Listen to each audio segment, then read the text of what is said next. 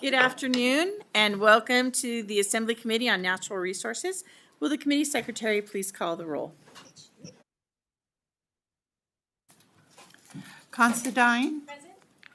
DeLong. Present. Gurr. Here. Hanson. Here. Jackson. Here. Karas.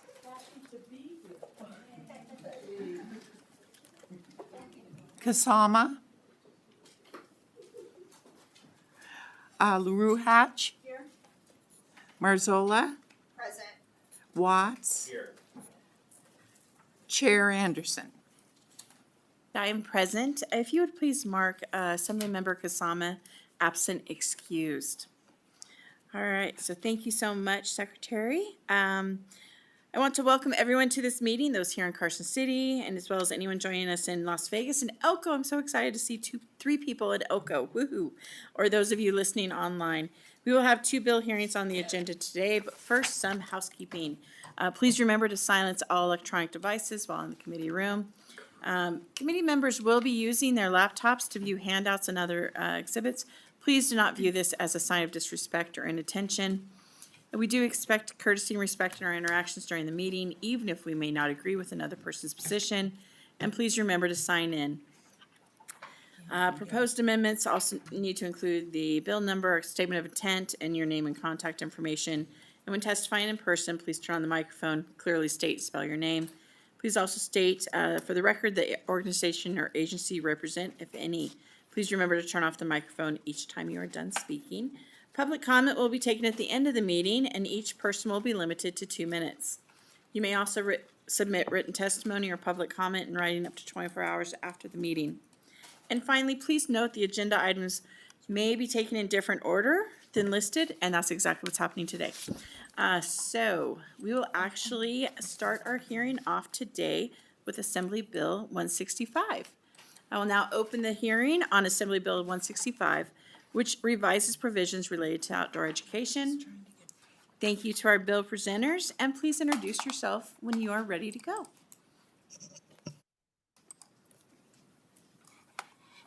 Thank you, Chair, and thank you, committee members. My name is Erica Mosca, E-R-I-C-A-M-O-S-C-A, and I'm excited to present this bill. I'll have my co-presenters briefly introduce themselves.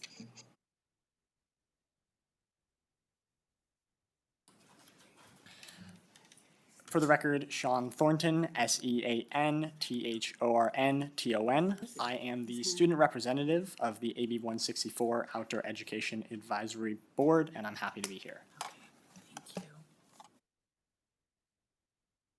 And hi, I am David Beard. I'm at the Children in Nature Network, currently in Seattle, Washington. Thank you. Okay, thank you, Chair, and just making sure you can see the PowerPoint. And while we're doing that, I just want to also let everybody know, we do have an overflow room if necessary. It's in room 3142.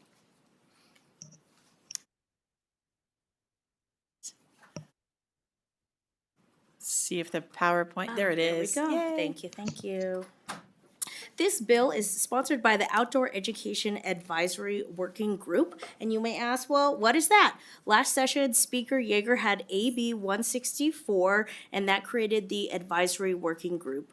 We met 3 times with 16 members, and in between the meetings, we worked in subcommittees. I was lucky to chair this in the middle of it when someone retired, and so that's why I'm here today. But really, I'm really excited about our co-presenters who have a student perspective as well as a national perspective. So this bill comes out of that working group.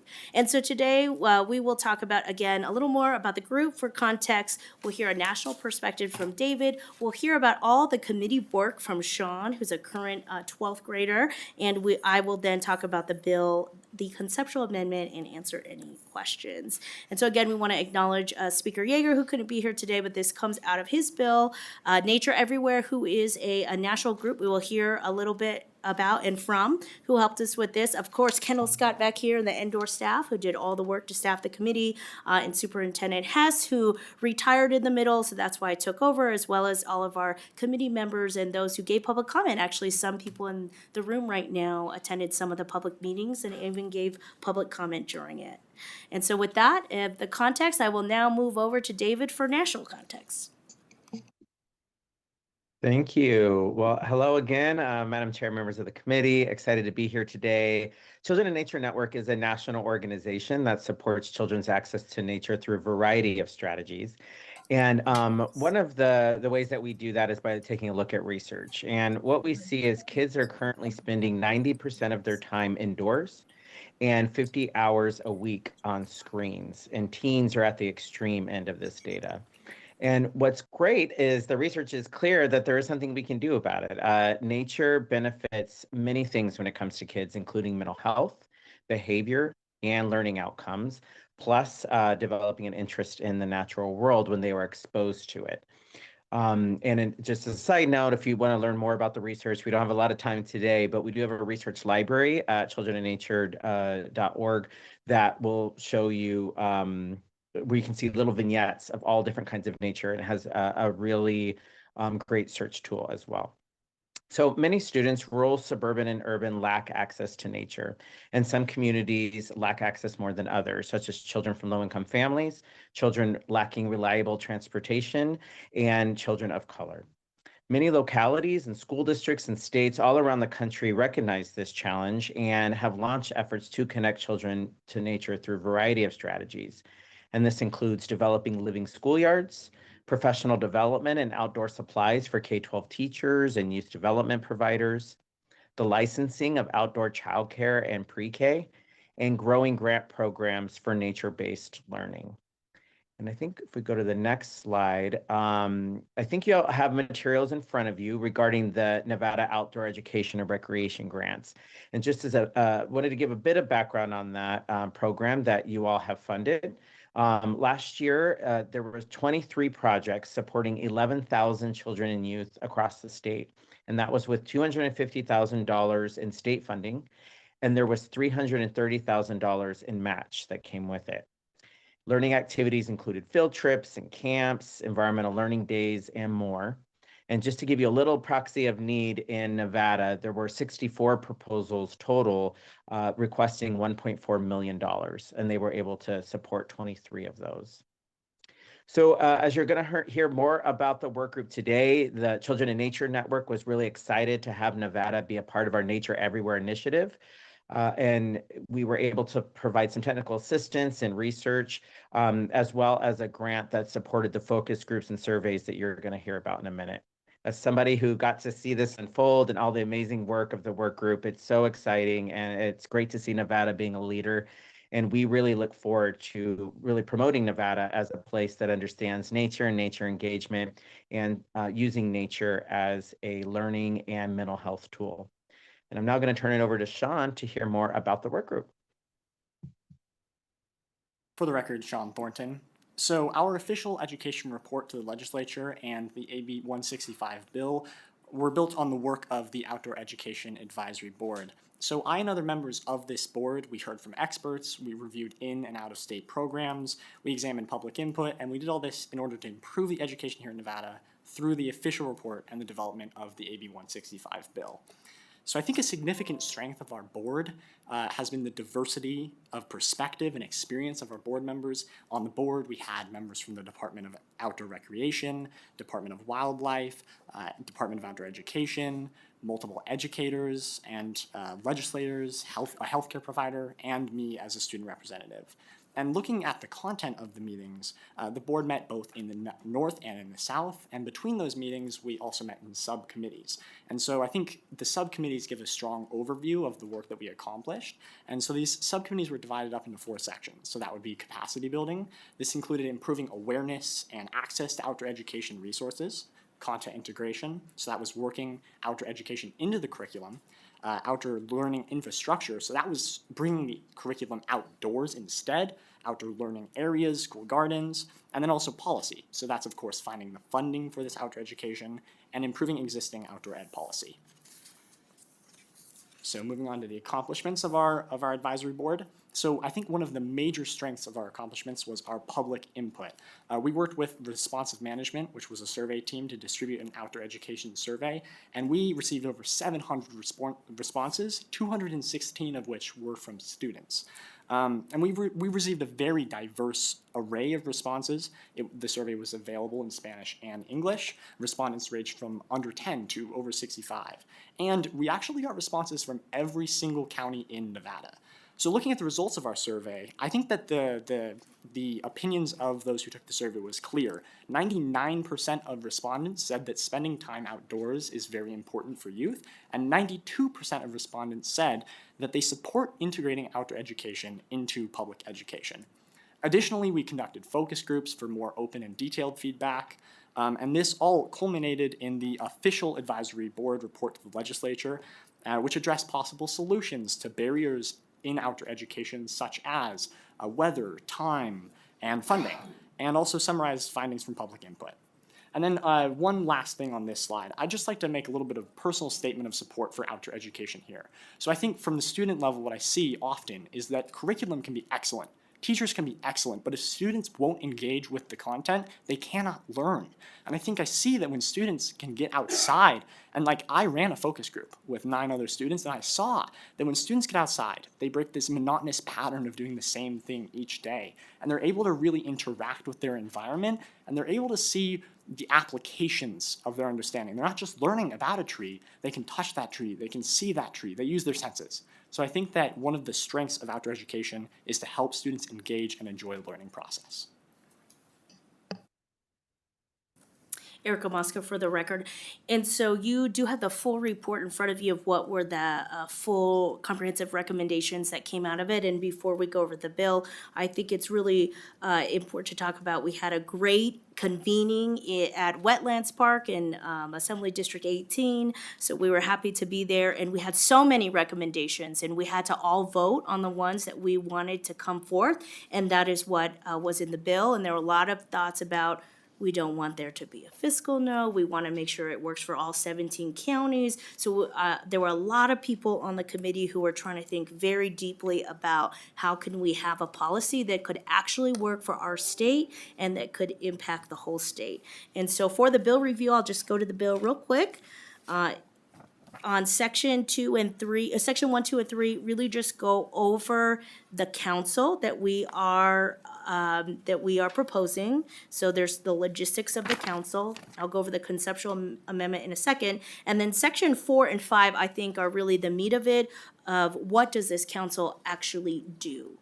And so we wanted to figure out how could we leverage the strengths of those who are already in this work? How do we also not mandate down to make people do things, but how do we have a carrot approach? So some of the things that are in there that we're really excited about are developing and highlighting existing outdoor education training opportunities for educators. So having one place where these all exist, where educators from across the state can know about it, having someone really organizing all of that, creating a technical assistance program, because we heard loud and clear from schools, districts, and educators that they would love to do this, but they're not sure how to do it with classroom management, or they're not sure how to do it with the current curriculum. So we also didn't want to mandate down something, but instead allow there to be technical assistance that could help with it. And the third thing that we were really excited about, thinking about things like STEAM and STEM schools, thinking about our Purple Star schools for military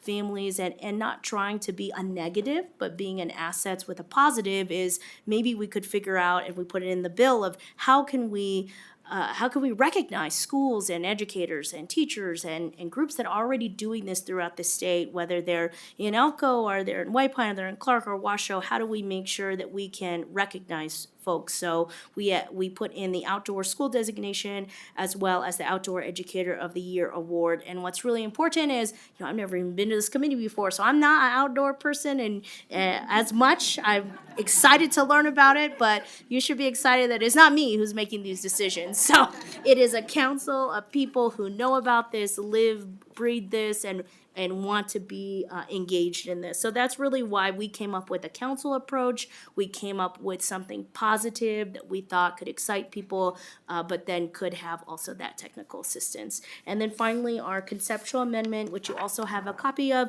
want to make sure we mention it here. We do want to add and make sure that there are 2 members from the legislature. So the first proposed amendment is to ensure that there is someone appointed by the Speaker of the Assembly as well as the Majority Leader of the Senate. The second amendment really is just a cleanup because the way the grant works, the way it was written would not work. So we can't just give a school grant money if they didn't apply. So that's what number 2 is trying to address. And then finally, I think there are always some hesitations with capacity and how we're going to do all of this. And so we wanted to make sure we had, to the extent possible, which I know Andor is going to do, but we wanted to make sure we had that in there based on their feedback. So instead of a shall, we put to the extent possible. And so those are the conceptual amendments. That was our quick presentation, and very excited to answer questions, which I will probably mostly make Sean answer. We are excited. Well, thank you so much, and welcome to Natural Resources. It's actually a good place to be. But thank you. I think your enthusiasm comes through. We do have a few questions. First, Assemblymember DeLong. Well, thank you, Chair. Appreciate it. This is, I think, a pretty simple question. I didn't see an effective date in the bill. What's the intent? Erica Mosca, for the record, that's a great question, Assembly Member. I'm pretty sure our intent was pretty soon. So we already have a conceptual amendment, so we could work on that. Thank you. Thank you for pointing that out.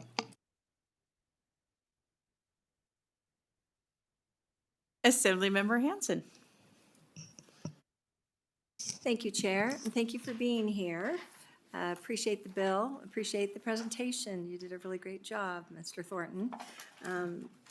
Let's see here, I had a question regarding, in the proposed amendment, adding 2 voting members, so we're adding, in addition to what's already there, members of the legislature, so there'll be 2 more.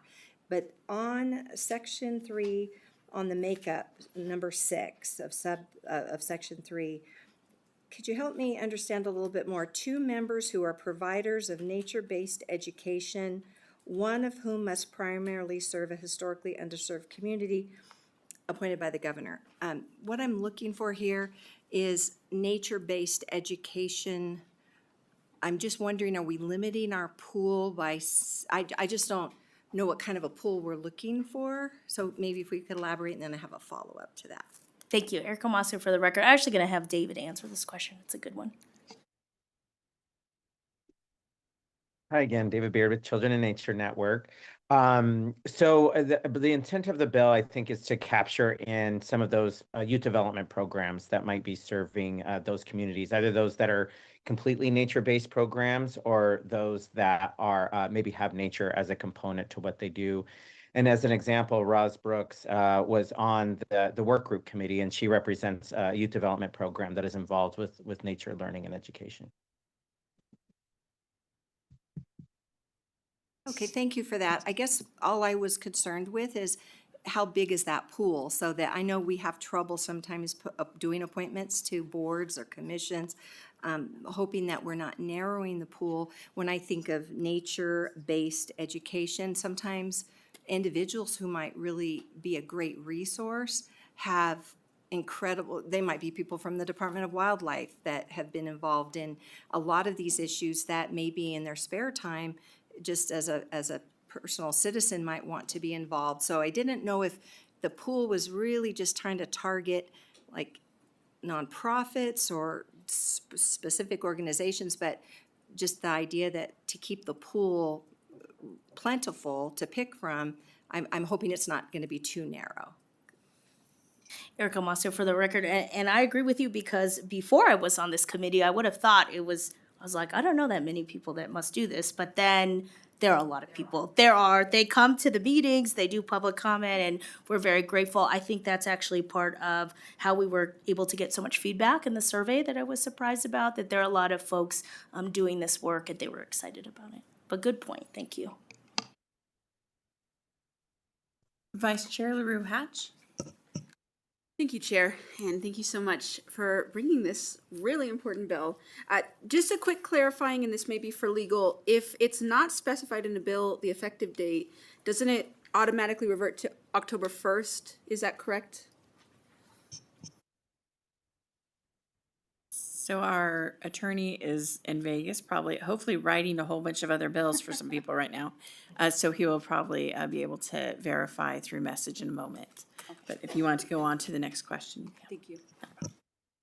Thank you, Chair. So we'll let him think on that one. So my other question, obviously, as a teacher, I think it is really important that we're getting kids outside, and I'm very concerned about screen time with our kiddos, so I love this. My question, though, is about the voluntary standards. In education, people might not know, we have academic standards, right? I have to go look up the social studies standards, and then I have to teach my world history standards based on those, and they're housed in NDE, and it's very specific. My question is, for these voluntary standards, do you have a vision for how those will be communicated to teachers? Will they be broken down like they are now of here's world history, here's US history, here's geometry, here's algebra, or will it be just more general, here's how you can get your kiddos outdoors? Erica Mossy for the record, I will answer that, but I want to hear what Sean thinks too, if you want to. Yes, I'll go after. Yeah, for the record, Sean Thornton. So I would say that I think incorporating the standards into the existing education rather than leaving them as a separate section of the education. So that would mean finding a way to apply oftentimes sciences in the outdoors. Other topics can be incorporated in the outdoors as well. For example, physics is one that is easily incorporated. I think that part of this is going to be ensuring that this isn't something that takes time out of teachers' days, but instead that teachers can teach the standards with, and I think that that will be the most effective way to do this. Erica Mosker for the record, thank you for that.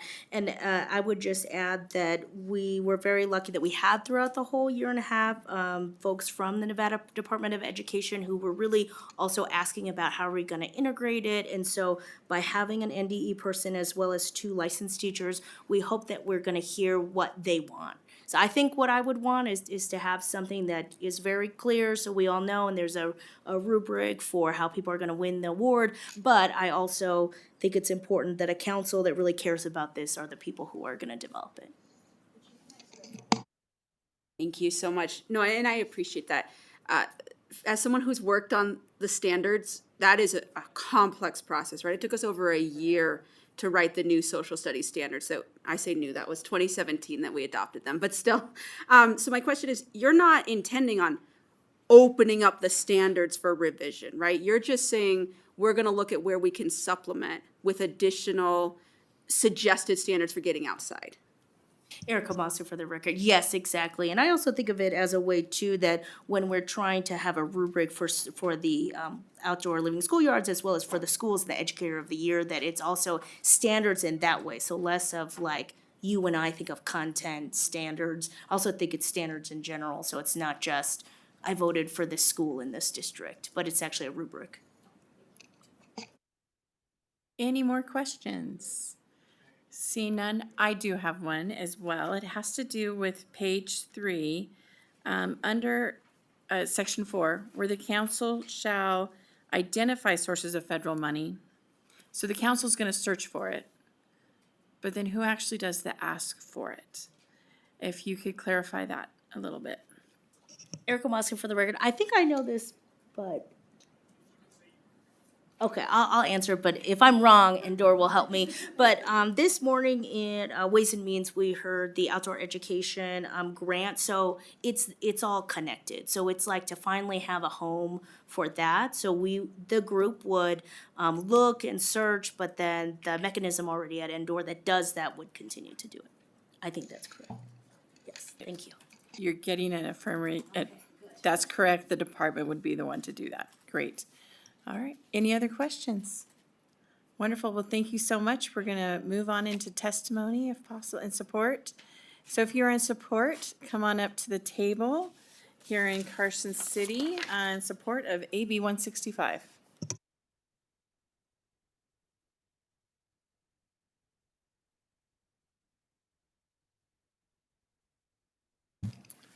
Good afternoon, Chair Anderson, members of the committee. For the record, my name is Jimmy Lau with Ferrari Reader Public Affairs representing Western Resource Advocates.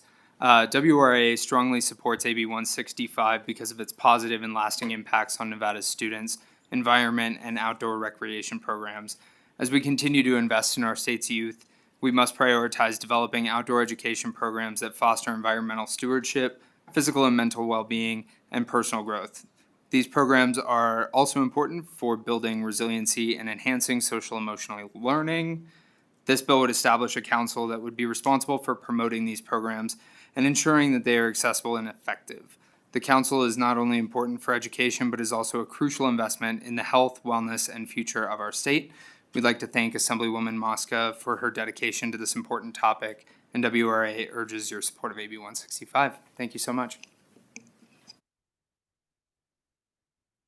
Good afternoon, Chair Anderson and members of the committee. My name is Tristan St. Dennis. That's Trystin and then ST.DENIS. And I am the Policy and Advocacy Associate for the Nevada Conservation League. We are here in strong support of AB 165. NCL was pleased to support the creation of the Outdoor Education Advisory Working Group last legislative session and have closely monitored their work in the interim. We strongly support the recommendations that came from this group, including the creating an outdoor education council in the state through AB 165. Outdoor education offers a wide range of benefits that cannot be overlooked. It fosters creativity, critical thinking, and problem-solving skills and encourages collaboration, physical activity, and a deeper understanding of the natural world. We urge the committee's support of this important bill. Thank you. Thank you, Chair Anderson and members of the committee. My name is Olivia Tanager. I'm the director of the Sierra Club, for the record. We are proud to support this bill today, and of course, we're proud of our advocacy efforts, but the Sierra Club was founded on getting people outside to connect with the places we fight to protect. Our motto is and has always been explore, enjoy, protect. Central to our mission, and I'm excited to talk about this today, are our two Inspiring Connections Outdoors programs. We have one based in Reno and one based in Las Vegas.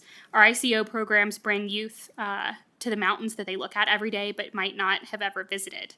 ICO promotes individual growth through group activities, environmental and outdoor skills and education, and leadership development for youth and young adults.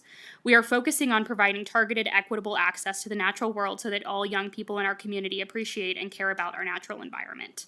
We take kids who have never been to Red Rock, kids who have never been to Lake Tahoe, and learn about the special places in our state.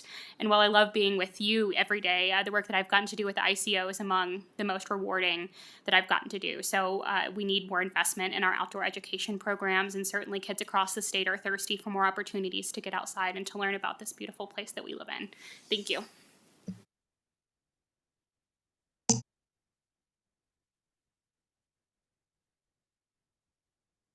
Phone. That microphone's mean sometimes. There you go. There we go. Madam Chair, members of the committee, for the record, my name is Susan Kima. I am the Executive Director for the Nevada Association of School Superintendents, and we'd like you to know that we support AB 165. We like the continuation of the committee. We like the work. We support the members and the conceptual amendment. Thank you so much. Thank you. Seeing nobody else here in Carson City and nobody's in Vegas. Elko, are you guys here for this bill? Please feel free to, okay. How about AVH? Is anybody online to testify in support? Chair, the public line is open and working, but there are no callers to testify in support at this time. Thank you. We'll now move into testimony in opposition of this bill. Is there anybody here in Carson, in Vegas, in Elko, or AVH? Chair, there are no callers to testify in opposition at this time. Let's move into neutral. Carson, Vegas, Elko, AVH. Chair, there are no callers to testify in neutral. Thank you so much. And before I call the the assembly member back up, Mr. Chronister, I believe, is in Vegas. If you'd like to answer the question, if possible, that was asked earlier about date of implementation. Thank you, Chair. Jeff Chronister, Committee Counsel. Vice Chair Little Hatch, you're correct. If there's not a specified effective date on the bill, then it defaults to October 1st. So that is correct. Thank you. Thank you. Would you like to make any closing remarks? Very brief. Thank you, Chair. Thank you, committee. I just happened to be the one that gets to talk about it, but really all the hard work were all the committee members, all the indoor staff, and everyone that was part of it. So I just want to make sure they get their kudos and their shout out because they're the ones who did all the work. So thank you and congrats to you all. Thank you so much.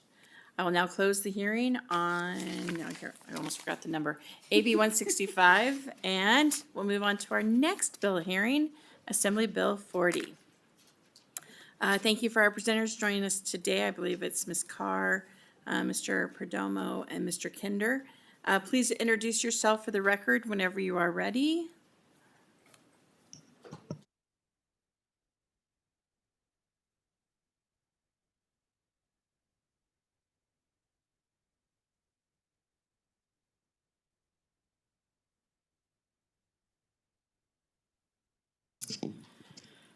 Right. Good afternoon, Chair Anderson, members of the committee. I am Jennifer Carr, Administrator for the Nevada Division of Environmental Protection, or NDEP.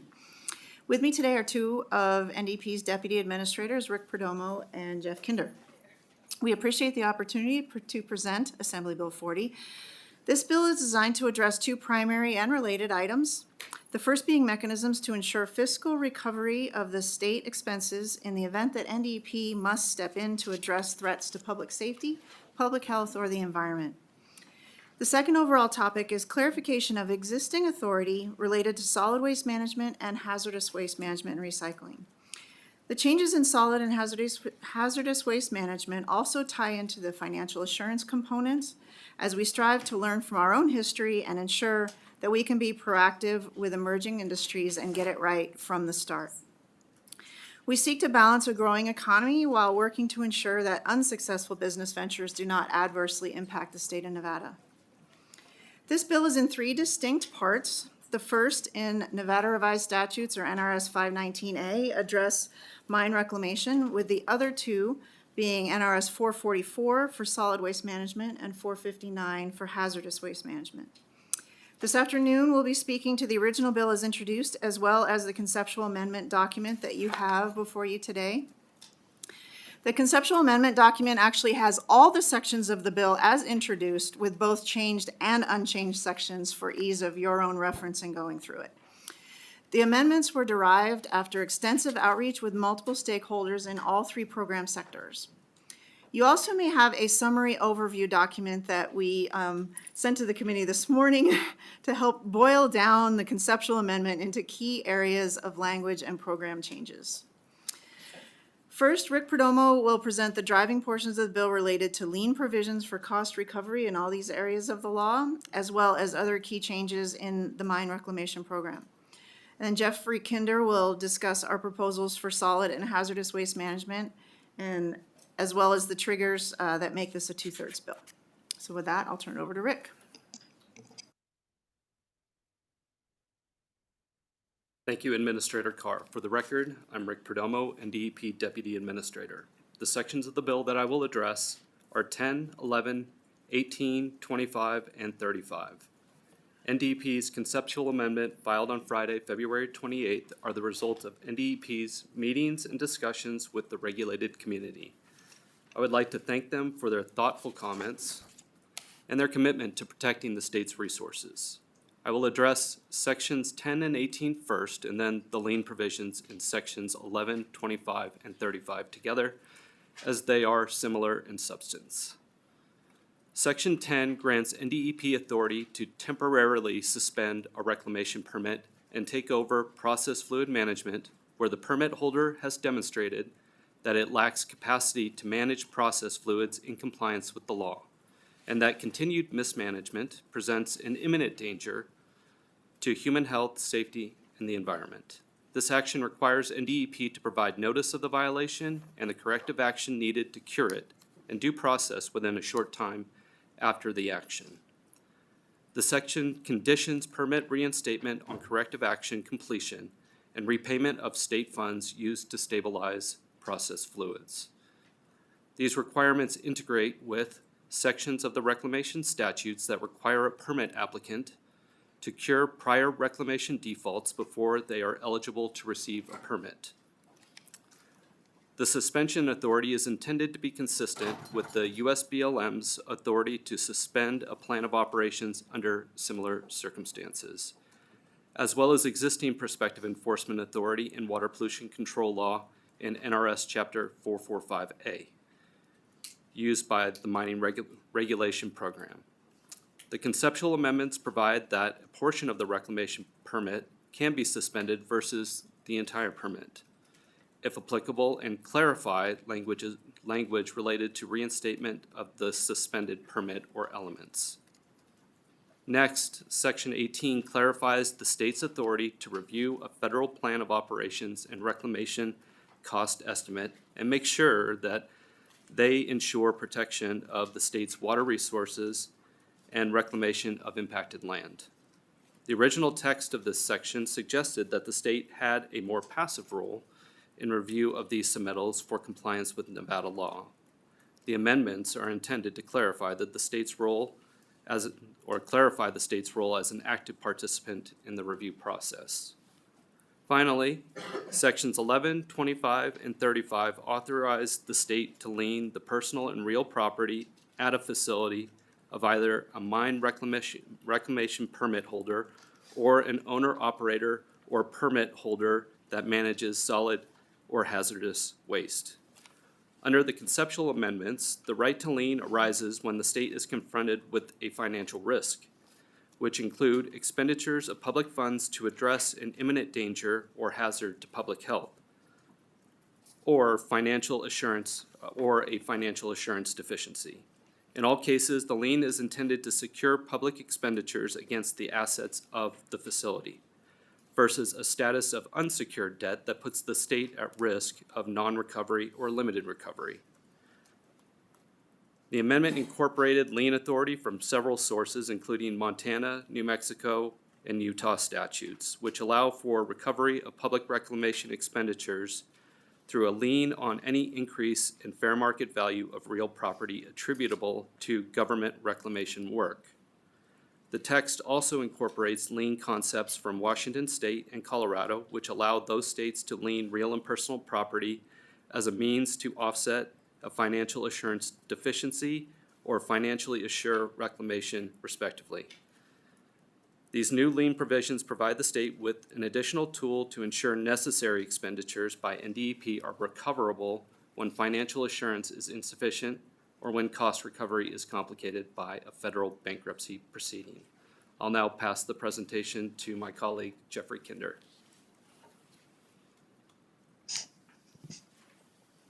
Great, thank you, Rick. Again, for the record, I'm Jeff Kinder, Deputy Administrator with NDEP. I work with our Sustainable Materials Management Bureau. The management of solid and hazardous waste is done under a combination of state law and delegation of the Federal Resource Conservation and Recovery Act, otherwise known as RCRA. NDEP administers this federal program as delegated by the U.S. Environmental Protection Agency. For the solid waste program in NRS 444, NDEP is tasked with developing plans to manage non-hazardous industrial and municipal solid waste, set criteria for disposal sites, and prohibit open dumping. Solid waste management is increasing both in breadth and complexity as more industries expand in Nevada, including how we handle materials at the end of their life, whether it's through recycling or disposal in a landfill. Much of the solid waste management system, that is storage, collection, transportation, processing, recycling, or disposal, is regulated by our health districts and or municipalities under regulations adopted by the State Environmental Commission, which can be more stringent through locally adopted requirements. Our proposed language and amendment would do four things. First, within the solid waste management system are solid waste management facilities, and within that term are disposal sites, including landfills. While landfills have many prescriptive requirements within the NRS, solid waste management facilities are mentioned but not defined. Therefore, in Section 22, we are proposing a definition of solid waste management facility. This definition provides criteria for the State Environmental Commission through regulation to establish which solid waste management activities would occur at a solid waste management facility and the requirements for such an activity pertaining to permitting and financial responsibility. Examples of this type of facility would be a materials recovery facility. Second, sections 24 and 25 establish financial assurance requirements for solid waste management facilities and grant NDEP authority to file a lien on personal and real property of an owner and operator of such a facility, including landfills, when NDEP must act and expend funds to protect public health, safety, or the environment if needed. Third, the current definition of a municipal solid waste landfill allows for the potential disposal of hazardous waste from a very small quantity generator as defined in federal regulations. That is, a generator that generates small quantities of hazardous waste can dispose of their waste in a municipal solid waste landfill. The concern is that not all of these landfills in Nevada are lined, which may allow for the migration of hazardous waste from the landfill to waters of the state. Many landfills in Nevada already prohibit the disposal of hazardous waste, so in sections 23 and 28, we are proposing excluding waste from a very small quantity generator to municipal we're proposing excluding waste from a very small quantity generator at municipal solid waste landfills throughout the state. Lastly, we are proposing to change "and" with "or" in the definition of solid waste management system to reflect that some but not all these activities may be performed at a given location or facility, and we have made conforming changes throughout to be consistent with the definition of solid waste management system. Now looking at hazardous waste. In NRS 459, hazardous waste is a subset of solid waste. However, federal requirements pertaining to hazardous waste management are much more prescriptive than those for solid waste management. Proposed language addresses a change in the context of the law by focusing on the management of hazardous waste versus traditional treatment and disposal, recognizing emerging opportunities for recycling, and providing our businesses with a clear and consistent regulatory framework. Additionally, financial assurance requirements and lien provisions are addressed in this section as well. Therefore, we are proposing to add the phrase "conserve material and energy resources through hazardous waste recycling and recovery to the statute's purpose statement, updating the definition of management of hazardous waste to include recycling and add a definition of recycling. And like in the solid waste, add "or" instead of "and" in the definition to recognize management of hazardous waste may include some or all of the options available. Other changes include updating some definitions adopted in 1981 to more closely align with federal regulations, remove the population cap for counties in which NDEP can investigate and follow up on incidents involving hazardous waste, add high-density energy to the existing list of battery types excluded from the definition of household waste to encourage the proper handling of these items, and other conforming changes. In the solid and hazardous waste sections, NDEP worked with and continues to work with a broad range of stakeholders on the language for the conceptual amendment. Examples include our local health districts, solid waste handlers, lithium battery and solar panel recyclers, excuse me, and we appreciate their time and input into the process. A few comments on the 2/3 requirement in the bill. AB 40 requires a 2/3 majority vote for passage per the Legislative Council Bureau. 5 sections of the bill are identified as triggering the 2/3 requirement. One stems from the emergency order provisions in Section 10 for the mining program, and the remaining 4 is stemming from changes to the hazardous waste management sections in NRS 459. In the hazardous waste portions, sections 38, 39, and 45 are provisions we discussed about providing clarity to the regulated community on the management of recycling of hazardous waste. While recycling of hazardous waste is inherent in the current definition of management of hazardous waste, the context throughout the existing statute points to traditional treatment and disposal of hazardous waste. Clarifying the opportunities for recycling in the proposed language does not expand NDEP's current authority. However, it does provide clear direction to the NDEP and the State Environmental Commission to draft and promulgate regulations to support current and future industries engaged in the management of hazardous waste with a consistent regulatory framework while protecting human health, public safety, and our natural resources. We understand that adding the term recycling is being seen as an expansion that could potentially result in the generation of more permitting fees within our current existing fee regulations as more industry sectors move into Nevada with new technology. It is unclear why sections 10 and 49 were included in the 2/3 requirement, because these sections provide for recovery of expenditures of the agency through dollar-for-dollar reimbursement.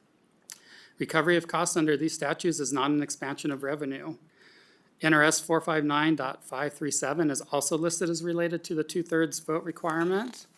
And this statute also provides for reimbursements for state expenditures out of the hazardous waste fund. Lastly, it is equally unclear why NRS 459.634 is cited in the 2/3 list.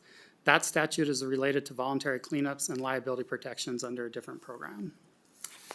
So finally, in conclusion, Assembly Bill 40 works to safeguard Nevada's natural and fiscal resources when an entity cannot fulfill their environmental responsibilities under the law.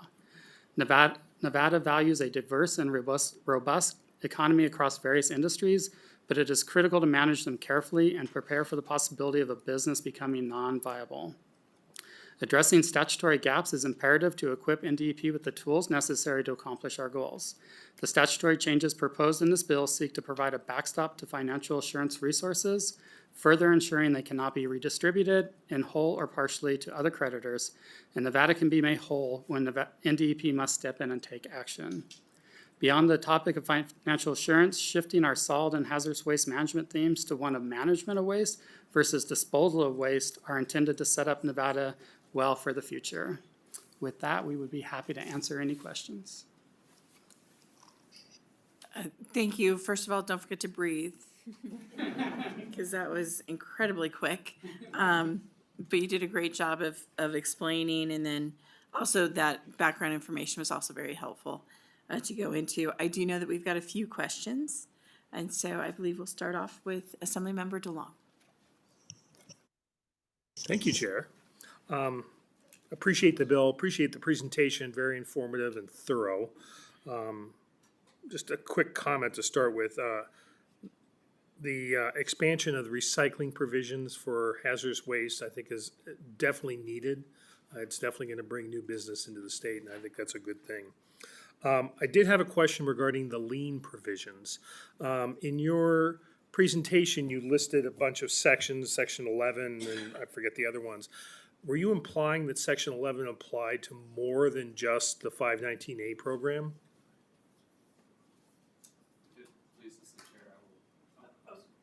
Please go direct. Okay. No. Sorry, Rick Perdomo for the record. First time. No, Section 11 applies to 519A. Yeah. Section 25, I believe, applies to 444, and 35 applies to 459. 459. Okay, thank you. That's Sorry it, Chair. if that was unclear. All right, so are there any other questions? So I have a few. The first has to do with that very item of the different states that you're able to actually go into if there's a lien. Is that based upon federal language? Is that based upon our agreements with that state? What exactly, because you mentioned, I think it was 7 different states. How are we able to do that? So, Rick Perdomo for the record, I wasn't implying that, or I wasn't trying to assert that we would be allowed to use those statutes to satisfy our lien. I was using them as a source for the text of the statute that we drafted. Thank you for that clarification, because I was a little bit confused by it. And then my second, you did go into this just a little bit when you went into the small quantitative generator that is mentioned in Section 28. But again, I want to make sure it's clear, there's no such thing as a small. If you could kind of define what you mean by, it's in Section 28 of the amendment on page 17, what small really means. Jeff Kinder again for the record. Thanks for the question, a good question. So within the hazardous waste rules, you're assigned a classification based on how much hazardous waste you generate. And so you can fall in various different categories. There's currently a provision in federal law, if you're a very small quantity generator of hazardous waste, then that waste can go to a municipal solid waste landfill. So what we're doing is removing that option that's available at federal law and making it consistent throughout Nevada that you cannot dispose of hazardous waste regardless of your status as a generator into a Nevada landfill. Thank you so much. And Vice Chair LaRue Hatch has a question. Thank you, Chair, for the indulgence. I just wanted to clarify on Nellis, there are 3 amendments that are uploaded. 1 is from you, 2 are from other parties. So I just want to confirm, is the only one that you are proposing and accepting the one that you just discussed tonight? Thank you for the question, Vice Chair Jennifer Carr, for the record. I'm aware of one other amendment that has come about in the last few days that we've been discussing with one of the parties. I'm not sure what the other amendment is. And so one that we're aware of is from the Great Basin Resource Watch, and another one might be from the Southern Nevada Health District. I don't know. No? Okay, so I'm not sure what the third amendment is. And so, yeah, I'm not familiar with what that language might include or who's presenting it, so thank you. Thank you so much for that and for bringing that up. There have been, there was at least one that I know of that did contact asking for it to be uploaded, and it was not considered to be friendly. While yours, coming from the division, is considered to be friendly because it is coming from the Nevada Division of Environmental Protection. And so those others that it will be on Nellis will actually be hopefully spoken about today, possibly during the against or during the neutral area. So I will address that during that testimony timeframe. Any other questions? Seeing none, thank you so much for the presentation. We will actually go into testimony. And really quickly, just as a reminder, even if you agree with 95% of the bill, but there's one small part you do not agree with, you should not come to the table in support. Instead, it would be in opposition. And the individuals sponsoring the bill are aware of this. So if you are in support of AB 40, come on up to the table to offer testimony and support. We'll start off here in Carson City.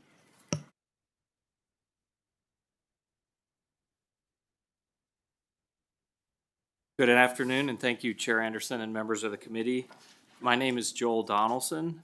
I'm the chair of the Environmental Committee for the Nevada Mining Association, and I'm also the head of permitting, environmental, and ranches for Nevada Gold Mines. And I'm going to take a breath. I'm here to testify in support of AB 40. In Nevada, the mining industry and the Division of Environmental Protection have a long history of working collaboratively to develop tools to protect waters of the state and for estimating the costs of mine reclamation. Nevada's reclamation and surety program has been recognized as robust and systematic, both nationally and internationally. As you heard earlier, NDP brought AB 40 to strengthen their ability to prevent the release of processed fluids and to reduce financial risk to the people of the state in the event of an unplanned mine closure. The agency approached the Nevada Mining Association last year and began working cooperatively with us to refine this bill, resulting in the proposed conceptual amendment. We feel that this collaboration has produced terms which will avoid undue burden on responsible mining operators while bolstering protections for the environment and public finances. We support the conceptual amendment. Thank you for your time. Chair Anderson, members of the committee, my name is Caleb Cage, C-A-L-E-B, C-A-G-E, here representing the Nevada Battery Coalition. I just want to speak in support of this bill, and especially want to thank Administrator Carr and the deputy administrators at NDEP for their hard work and collaboration over the last year in putting this piece of legislation together, and we look forward to working with them and supporting this effort going forward. So thank you. Thank you, Chair. Don Tatro, D-O-N-T-A-T-R-O, with Redwood Materials. Just coming up to thank NDEP and staff for the stakeholder groups and making amendments and changes that clarified a lot of language and I think prevented a lot of unintended consequences. So I just wanted to thank them and happy to come up and support. Thanks.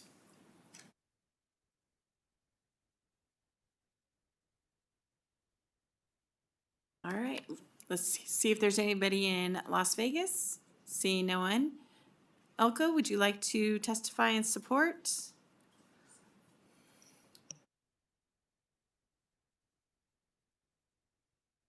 I'm going to move on then. Let's go to online. Is there anybody that would like to testify in support on AVH? Chair, the public lines are open and working, but there are no callers to testify in support at this time. Thank you. Next, we'll go to opposition. Is there anybody in opposition of this bill here in Carson?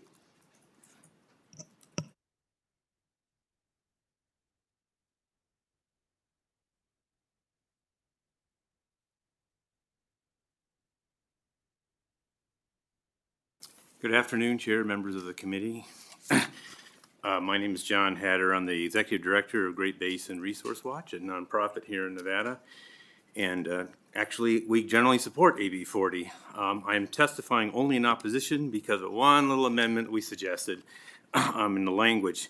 In Section 9 of the bill, stabilize is defined as meaning a condition in which the containment in the material or process fluid are bound, contained, or treated so that the contaminant does not exhibit potential to adversely impact human health policy, public safety, or the environment. That's fine, but we think that this could be a stronger language, give the agency more authority. In NAC 445A 379, stabilization is defined around degradation of waters of the state. And so in this administrative code language is under the water pollution control. And so its explicit reference to degrading waters of the state is understandable. Although it does seem as though to us that the agency would have more authority under AB 40 to act on Section 10 of the bill if stabilize included degradation of the waters of the state. We find the term potential is open to interpretation sometimes in a way that degradation of the waters of the state is not. And so our amendment would be to define stabilize, meaning the condition which results when contaminants in a material or process fluid are bound, contained, or treated so as to prevent them from degrading the waters of the state under the environmental conditions that may be reasonably expected to exist at the site, or such that any contaminant does not exhibit a potential to adversely impact human health, public safety, or the environment. So I appreciate your time. The committee would consider that. I have had discussions with the agency about that. I understand their point of view, but just wanted to put that out there also to provide more authority to the agency. Thank you.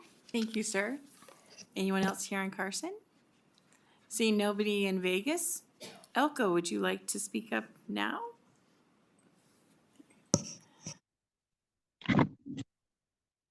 Yes, thank you very much, Chair Anderson. For the record, I am Ralph Sacrison, an independent consultant in the mining and related industries. My opposition also is a very small single amendment. I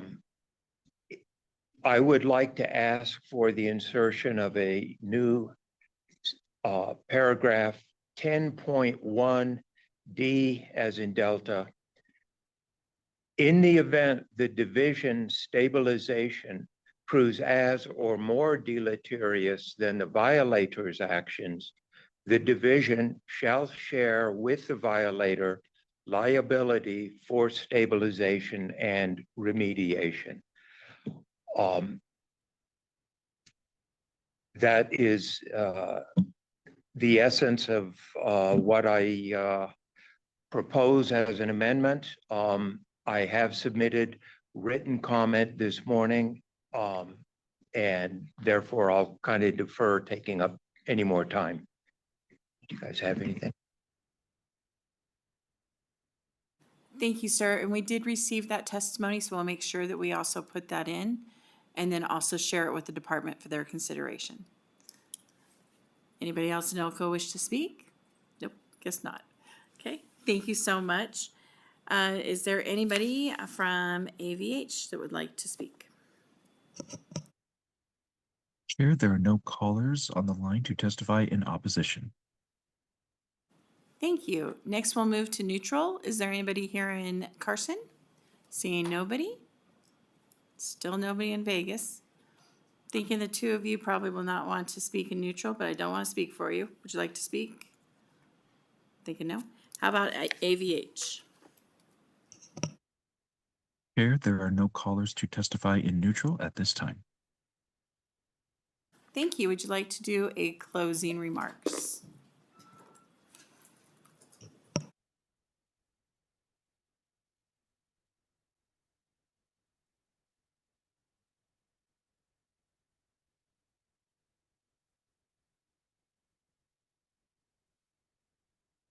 Thank you for the opportunity, Jennifer Carr, for the record. I appreciate your time here, as well as the thoughtful attention that folks have paid to this bill, that the two of them that happen to have to testify in opposition. I appreciate their input, and it's something that we can think about, particularly with the definition that was proposed by Great Basin Resource Watch. We were seeking to keep the definition fairly streamlined, with the environment encompassing everything related to air, land, as well as waters of the state. So I'm happy to put on the record that we certainly would ensure that we are seeking to protect waters of the state in particular from processed fluids, shall we find ourselves in that position. It's not intended at all to minimize the importance of waters of the state, but to merely streamline the definition to include all environmental media, and not just water. But I very much appreciate, like I said, the thoughtfulness that went into preparing that comment and response. So with that, I thank you for your time, and that'll be it. Thank you so much. So we will close the hearing on, I have the worst time with this. AB, what number? 40. You would think I would be able to figure that out. Thank you so much. So, committee, we do have a committee BDR. As you know, throughout the session, we and other committees are asked to introduce committee bill draft requests, or BDRs, to begin the bill process and to assign that bill number. Your vote to introduce a committee BDR is not an indication of your support. It is just to get the bill process started. Today, we have BDR 48385, which revises provisions related to groundwater boards. Do I have a motion to introduce BDR 48385? So moved. Okay. Motion made from Vice Chair LaRue Hatch. Is there a second? Second from Assemblymember DeLong. Are there any comments or discussion on the motion before we vote? Seeing none, all in favor, please signify by saying aye. Aye. All opposed signify by saying nay. Thank you. The motion is carried. All right, so next we will start with public comment. As a reminder, members of the public can provide public comment in person, by phone, or submit written public comment to the committee's email up to 24 hours after this meeting. Instructions can be found on the agenda, and public comment is limited to 2 minutes per speaker. Staff will time each speaker during public comment to ensure everyone has a fair opportunity to speak. Please remember to clearly state and spell your name, and we will begin with public comment from those that are in Carson City first. Seeing nobody coming up to the table, Las Vegas. And seeing Elko, everybody leaving. AVH, is there anybody on the line? Chair, the public lines are open and working, but there is no one to provide public comment at this time. That concludes our meeting for today. Our next meeting will be on Wednesday, March 4th at 4 p.m. The meeting is adjourned. Thank you.